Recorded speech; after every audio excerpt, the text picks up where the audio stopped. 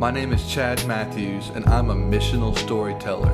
I've traveled all over the country building friendships with men and women experiencing homelessness, capturing their stories and seeing how they live.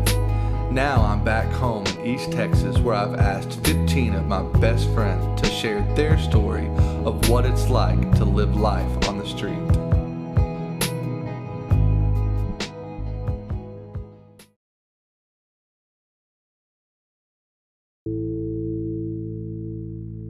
Well, when I was 8 years old, I got into a car wreck. It was a bad car wreck.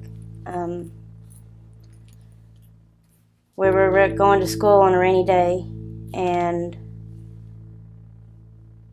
a girl hit us, and I crushed all the bones in my face. I was in the hospital for 2 years. I had brain surgery. It really messed with me real bad. When I was 18 years old, I was taken advantage of by 3 different guys. One told my mom he was taking me down on a date and took me down to the railroad tracks. Another one got me on senior prom. Well, I ended up pregnant with my now 10-year-old little girl. At the time that I was pregnant, one of them had run me off the road in a vehicle. I had just gotten my license, and I flipped my car 3 times. I had my 3-year-old niece in the car. The first time the car rolled, her car seat broke. The second time it rolled, she blew 25 feet out the front windshield. The third time it rolled, the car rolled over top of her.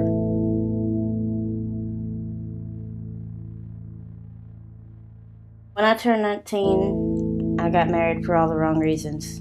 The marriage started out good.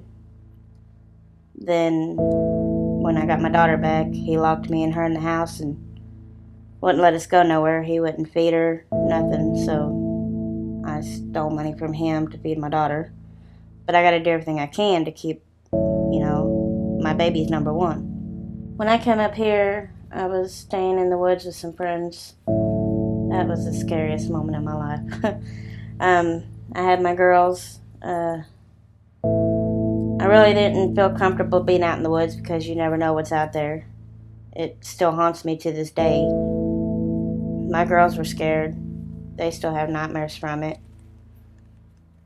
I wanted to do everything I can to get out of the woods, so I sent them to my mother's. Well, being in the rain and the cold and living in the woods, it don't go together. You freeze. You don't know how to stay warm. Staying there by myself, I couldn't get warm. And the only thing I could think about was, am I going to wake up the next morning?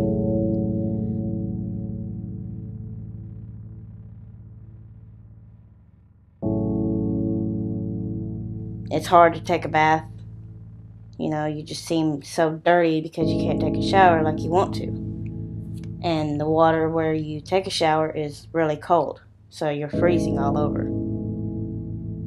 And you got dirty clothes on, and you don't have anywhere to wash them, no money to wash them. So you're sitting there wearing dirty clothes over and over and over again. And then you start smelling, and using the bathroom, you have to use it, wherever you can. You don't know if it's poison ivy, or you don't know what's out there. You could get bit by a snake. You don't have privacy when you use the bathroom. No doors. It's really cold and wet. And after a while of being homeless, I had found a job working at Walmart.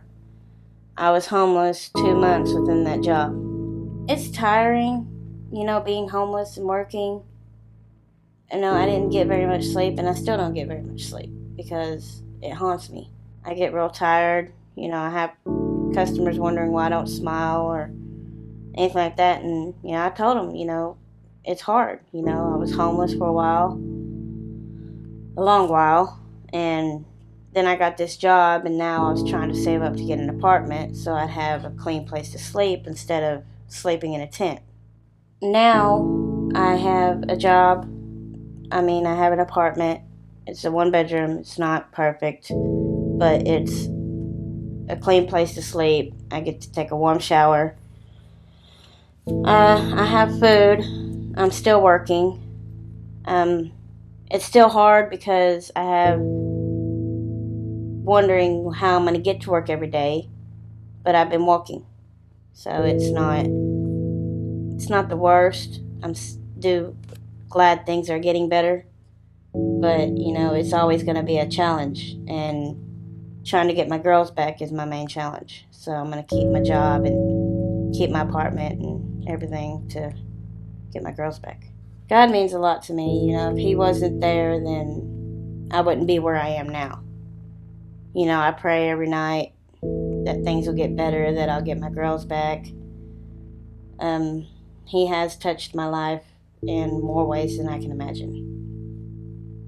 He's there for me. My mom doesn't believe in God, but I figure, if it wasn't for Him, then I wouldn't be here, and I wouldn't be in the situation I'm in now of getting an apartment and having a job and getting my girls back.